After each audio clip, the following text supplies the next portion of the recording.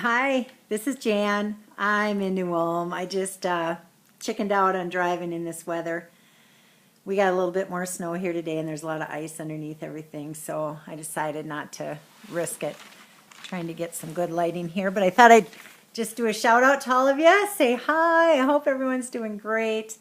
Uh, I just had a fabulous trip this summer to Turkey. I'm so grateful for the experience. It was wonderful. The people I traveled with were great. The trip was awesome. I would go again in a heartbeat. I was the only person in our group that is a elementary teacher. I teach K through 3. And so I would like to just share some thoughts from that perspective with you. First of all, the education system in Turkey has undergone a huge change. Just this fall, they started two big things. One is children used to start when they were 6, now they're starting when they're 5, and they're starting out in first grade. So this year in Turkey, they had like double the class sizes of first graders. They're going to have this huge bubble group going up over the years. So their first grade classes are bursting from the seams, and some of the teachers were worried that there were going to be 80 kids in a class and whatnot. But what actually happened was Turkey hired about 40,000 new teachers this year, and they turned a lot of rooms that used to be offices into classrooms, and they got started, and it's all happening. There's 17 million students in the Turkish educational system, and let me just refer to my notes here so I don't get it wrong, but I think it's like 2.6 million of those students are in Istanbul.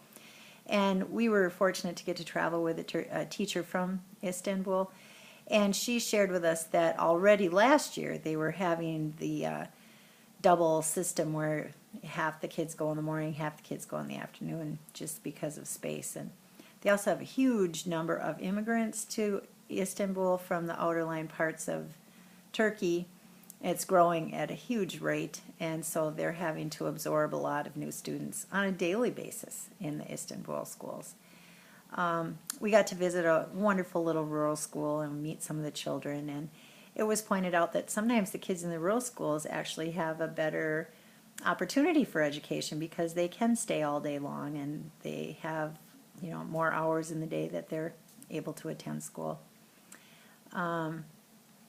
The preschool system is interesting too. I also work as a parent educator in the ECFE program, and so I really tuned in when we heard the speaker who came to tell us about the early childhood system there, and it gets out into the rural areas, and they are involving parents as well as the children. And I went to the education site, the Ministry of National Education for Turkey, MONE. It's a nice website, and did some reading on there, and I see in their data that the preschool numbers have increased by 30% in the last 3 years, which is significant because the numbers of the primary and secondary schools did not increase at all, or minimally. So that means they're really making a lot of efforts in that early childhood system. Despite that, the good efforts, and despite the fact that in 1938 about,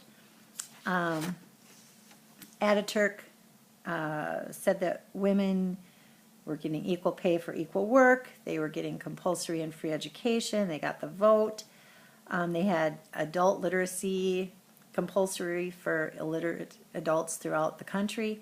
Despite all of those efforts, the average years of education for females in Turkey is only 3.95 for adult women in Turkey. Worldwide, the average is 6.13 years of education. So Turkey is lagging behind worldwide in that. And the literacy rate for adult females in Turkey in 2006 was 80%. So that's 4 out of 5. So they have work to do. And I also was reading some an